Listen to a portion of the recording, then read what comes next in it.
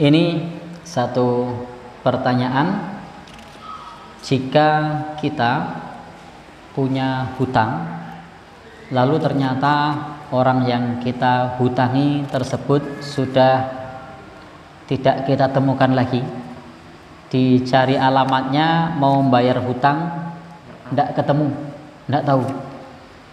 Di dalam athar juga kita jumpai kisah yang serupa dengan itu. Jadi ada kisah yang serupa dengan itu, sebagaimana dikisahkan oleh sahabat Ibnu Mas'ud tentang seorang panglima perang. Jadi ada panglima perang, yang panglima perang ini dia pada saat berperang membawa satu kompi, atau kalau panglima apa? Kompi atau apa? Jadi intinya membawa sejumlah pasukan. Panglima ini membawa sejumlah pasukan dan ghanimahnya belum sempat dibagi, tapi pasukannya sudah pulang ke rumahnya masing-masing dan sudah berusaha dicari oleh panglima perang ini, tetapi belum juga kunjung ketemu. Jadi belum juga kunjung ketemu kepada prajurit-prajuritnya itu.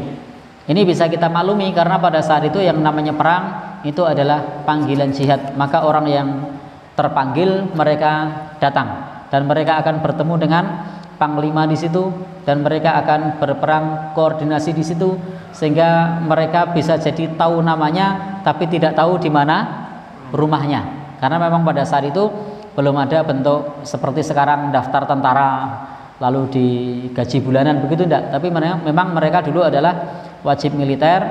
Artinya ketika diseru oleh pemerintah penguasa untuk jihad, maka mereka harus siap berangkat. Maka wajar kalau ketika sudah peperangan usai dan mereka niatnya lillahi subhanahu wa ta'ala, tidak mengharap rampasan perang, maka mereka pulang saja tanpa beban. Tapi panglima nih, ini prajuritnya kok pada pulang, dicari-cari ternyata tidak ketemu.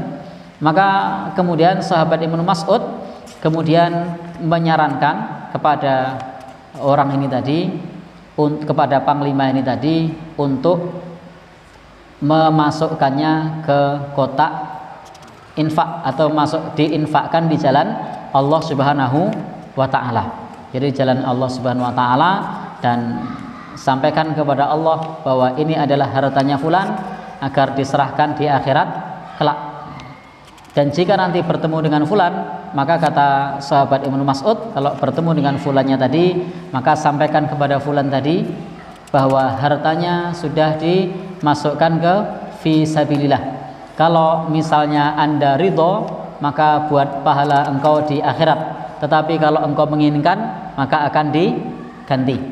Jadi selama belum ketemu, silahkan masukkan ke infak fi sabilillah, dan itu tidak lagi terhitung hutang nanti di akhirat karena sudah diinfakkan fi sabilillah. Dan ternyata kalau kemudian nanti ketemu dengan orangnya, maka sampaikan dia memilih pahalanya atau memilih kita membayar hutangnya.